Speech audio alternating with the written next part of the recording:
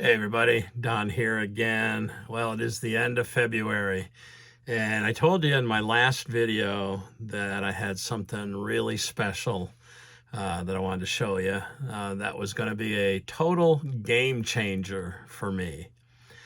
And you guys know I have been rocking the native watercraft Slayer Max 12.5 Propel since 2020. So this will actually be my 6th season in that kayak, and that 2020 was the introductory year of that boat, and they've now discontinued it, and I think in 2026 they're going with the Hammer as their 12.5.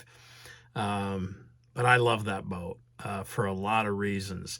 There's also a couple things that I'm not crazy about, but I can deal with it. I think I said at the end of last year that I was going to be getting a totally new setup this year. But, you know, things have changed. Last year we ended up buying the travel trailer, which was a major expense. I bought the 2500 Chevy Silverado. That was also a major expense. And then this spring we got the puppy, and that was a little bit more money than I had planned on spending. So I'm sticking with the Slayer Max 12.5 for now. I've got a little something going on in the side, but I need to get rid of at least 2 of my other kayaks. I'm getting rid of the New Canoe F10 this spring, and I'm getting rid of the Native Falcon, both paddle yaks, and both great boats. And I probably won't get squat for them, but I gotta lighten the kayak load a little bit. Anyways, let's talk about what I've got here in the box. It's a little early for this kind of video because, as you saw in the last video, my kayaks are still buried under 2 feet of snow with a 7-foot high snowbank in front of them. So it's going to be at least, God, I got to think the middle of April before I get that kayak out and get it in the garage. Well, like I said, this thing was delivered a couple days ago, and I want to get it opened up and check it out. So, ready for the big reveal. So let's see if I can get this all in view. So you guys know there's the Propel drive for the Slayer Max, and I love this drive. I'm sure the old towns are great, but this thing has been absolutely bulletproof, and I love it. You know, when I got the Propel drive, that was a total game changer for me. You know, I'd be cast into a tree on the shore and the wind would blow me in just a couple pedals backwards and I could come off that tree. Or if the wind was blowing me back, I could get a couple pedals in and get close to the tree. And so the pedal drive for me, man, it just made kayak fishing so much better. And whatever I do, I never want to get rid of the ability to pedal. That said, this is what's going to be happening in 2026. Well packaged. I'm not too pleased when I came home and it was sitting at the end of the driveway in the snowbank, but UPS, you just don't have the service that you used to get. Whew. It's a box in a box. Karen would laugh. This is how I package Christmas presents. A box in a box in a box.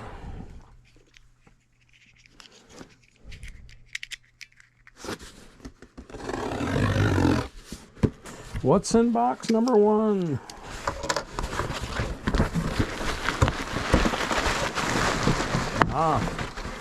This, I'll give you an idea. You'll get an idea when I show you this.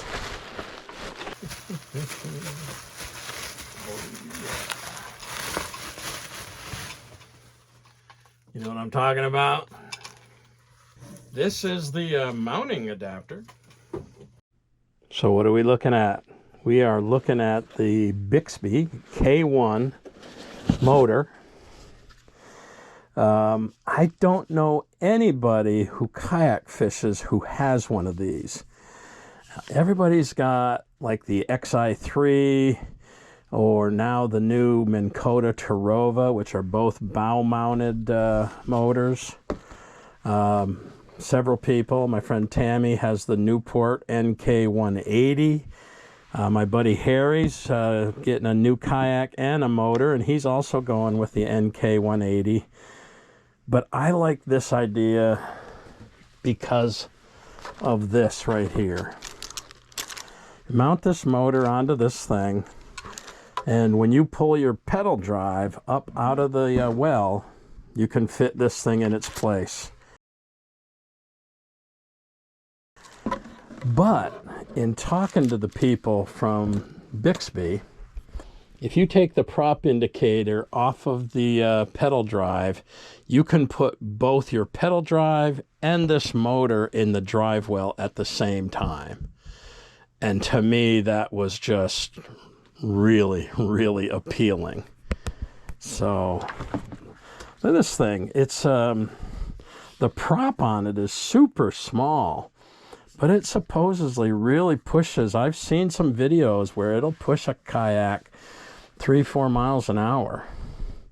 Now, whether it'll push my big kayak with my fat butt in it 4 miles an hour remains to be seen, but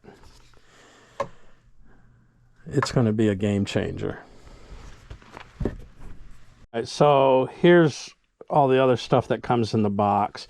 I think this is the magnetic kill switch. So attach this to my life vest, and if I fall out, it'll shut off the power to the battery.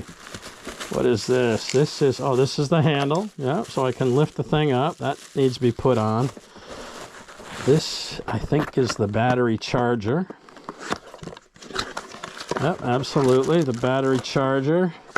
I don't know how long it takes to charge this battery. I think my friend George told me it's like 4 hours, maybe 6 hours to get a full charge. Obviously, here again is the motor, and you look at that prop; it's tiny. Now, I bought this spare, which has a spare prop and a spare like a weed guard that can go on this thing as well. Got a couple other things, but I am super excited. This cord looks like it's probably about 5 or 6 feet long, so that should fit behind my seat, no problem. Even if I have to run it under the seat, but I think this will probably fit under my seat. So that's that. That is what I'm going to be rocking this year. I'm really anxious to see if I can indeed put both units in the drive pocket at the same time. So, you know, the main reason why I bought this particular motor, was because it's so light. Now, I originally was going to get the K1 with the small battery pack. I'll show you a picture of that right here. The problem with that, in that every video that I saw, they were talking about the fact that you could go like 60 minutes at full throttle on a battery charge. And then I saw that you could buy that with 2 of the small batteries. And I'll show you a picture of that right here. And although I like that idea, I really wanted to get the big Pro battery. Now, like I said, I don't know anybody in a kayak who uses one of these. Seen a lot of videos on them. But I have a friend, George, who just moved back to the East Coast from California. He is rocking an Isle Flywater. I'll see if I can find a picture of that, and I'll put that right here.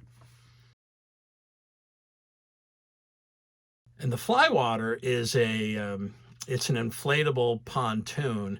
It can actually hold 2 people, It fit in the trunk of your car when it's all disassembled. And that's what George wanted, something he could put in the back of his pickup truck and take his significant other fishing with him. But he also wanted to use it in the ocean. He has the same setup, except mounts on the transom of the fly water. And he tells me that easily get a full day with the Big Pro battery pack. Now, obviously not at full speed, but trolling speed. My primary use for this is going to be twofold, really. I love to fish the rivers, and my favorite river around here is the Connecticut River. And there's a spot that I would love to get down and fish, but it is about a 5-mile pedal to get down to it. And then you got to come back upstream 5 miles. And I want to have something that I can pedal all the way down there, fish to my heart's content. But when it's time to get back upriver, this will be what I use to help me move along. The fact that I can do both, pedal and use the motor at the same time, if that is truly the case, that's going to be awesome. So I'm looking for some assist. Same with on a tournament. I fish an 8-hour tournament, and by the end of the day, my legs are shot and starting to cramp up on me. And then wherever we are, we got to head back to the launch for our check-in. So it'd be really nice first thing in the morning to be able to kind of get to my spot a little quicker, or more importantly, at the end of the day when my legs are starting to give out on me, have this motor to be able to motor back to the launch. So I'm going to pull the battery out. I'm going to show you that here once again. I mean, this is the motor. It weighs nothing. If you buy the original one that I had the idea for with the small battery, total weight between the motor and the battery, I think, is 11 pounds or 11.5 pounds. Now, this Pro model battery is obviously much heavier. Yeah, this weighs more than 12 pounds. I would venture to say that this battery, probably weighs 15, 16, 17 pounds maybe. I'll actually put it on the scale to give you an exact weight, but it's a lot lighter than a lead acid battery, I can tell you that. I'm not sure. I think this will fit under the seat in my kayak. If not, the cord is long enough that I think it'll reach around, under the seat and behind my seat, no problem. But yeah, this combination is going to be awesome. So I just wanted to give you guys the preview of it. Obviously, I won't be putting it in the yak until probably mid-April, but I am wicked excited for this. So that's that. We'll see you next time. Peace.